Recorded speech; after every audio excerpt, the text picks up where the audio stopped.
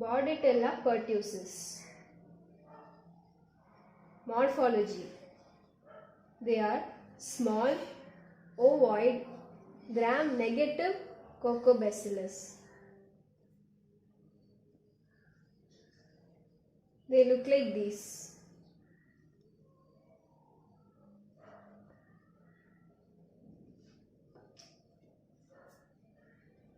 They are capsulated, non-sporing, and they are arranged in thumbprint-like appearance, like these. They are fimbriated and they may have bipolar metachromatic granules, which may be seen like these.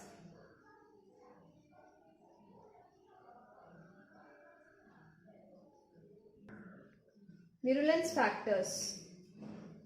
Agglutinogens.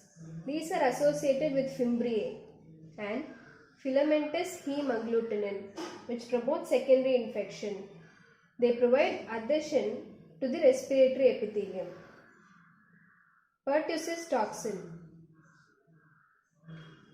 This is made up of 6 subunits with A-B structure, that is A active site and B binding site.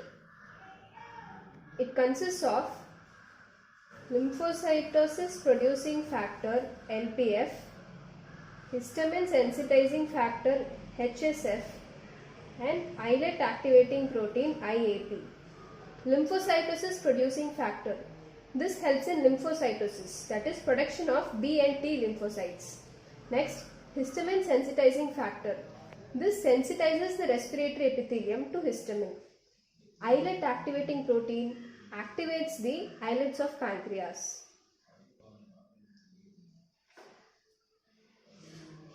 Tracheal cytotoxin. This paralyzes the cilia. Heat labile toxin. This is dermonecrotic and it is lethal. Next, lipopolysaccharide. This is heat stable toxin. Pertussis. This is the disease caused by Bordetella. It is also called whooping cough. It consists of 3 stages. Bordetella pertussis. Its incubation period is 1 to 2 weeks. Let's now see the 3 stages. First stage is catarrhal stage. The duration is 2 weeks. This is very contagious state. In this state, the patient can affect many more patients. Clinical diagnosis is very difficult in this stage. If it is diagnosed, the stage can be arrested by antibiotic treatment. Symptoms of catarrhal stage. The symptoms include mild fever,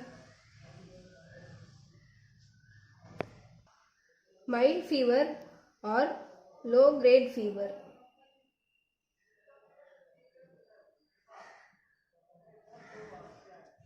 Nasal congestion.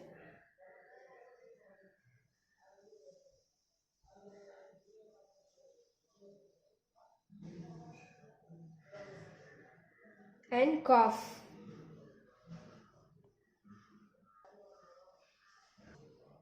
Paroxysmal stage. This is the second stage. The duration is 1 to 6 weeks. Here, machine gun bursts of coughing occur, which produces whooping noise. From here it got its name whooping cough.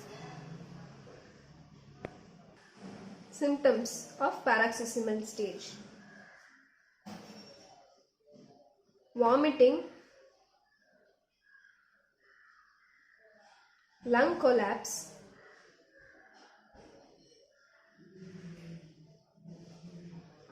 broken rib,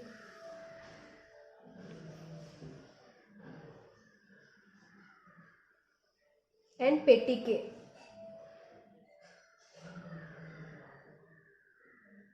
These are small spots on the skin. Complications of paroxysmal stage. Due to pressure effects, there can be subconjunctival hemorrhage and subcutaneous emphysema. The respiratory complications include bronchopneumonia. Neurological complications include convulsions, epilepsy, seizures, paralysis, and even coma. Convalescent stage. This is the third stage. This lasts for 2 to 3 weeks. Here, the paroxysms and whooping fade out. The cough improves slowly and the airway heals. So this is a stage of recovery. Lab diagnosis. First, collection and transport of the specimens. The samples are taken as per nasal swab, post nasal swab or cough plate method. The transport media used are modified Stuart medium or Michelo's charcoal agar. Second is microscopy. In microscopy, small oval gram-negative cocobacilli can be seen. Third is culture. The specific media for Bordetella is Borded Gengo glycerin potato blood agar. Here, the Bordetella can be seen in bisected pearl or mercury drop appearance. Fourth is PCR, polymerase chain reaction. This is the most sensitive method and it is more commonly used. Fifth is serology. This is not helpful because the antibodies are formed very late. The sixth is lab parameters. There is elevated total leukocyte count 20,000 to 30,000 per millimeter cube, whereas the normal values are between 4,000 to 11,000 per millimeter cube. And there is elevated lymphocyte percentage 60 to 80%. The normal is 20 to 40%.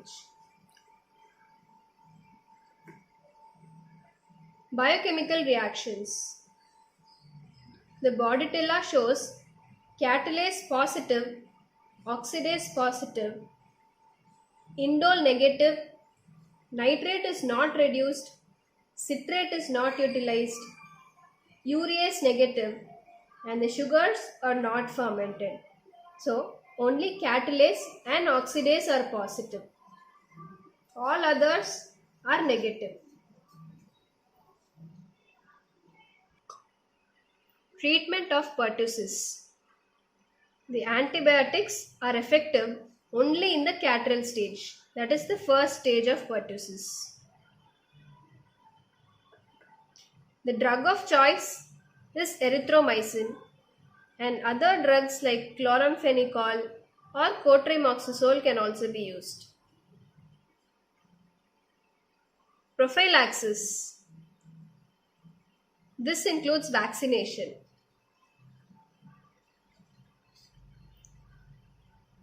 Whole cell killed vaccine. This is usually given as triple vaccine, DPT vaccine, diphtheria, pertussis, toxoid. So here the pertussis vaccine acts as adjuvant for toxoids. That is, they provide better antibody response. The dose of DPT vaccine is 3 injections should be given at an interval of 4 to 6 weeks, and these should be given before 6 months of age, and booster dose is given at the end of the first year. Next is acellular vaccine. The acellular vaccine contains protective components. like pertussis toxin, filamentous hemagglutinin, agglutinogens, and pertactin. The acellular vaccine is particularly used in older children above 1 year of age.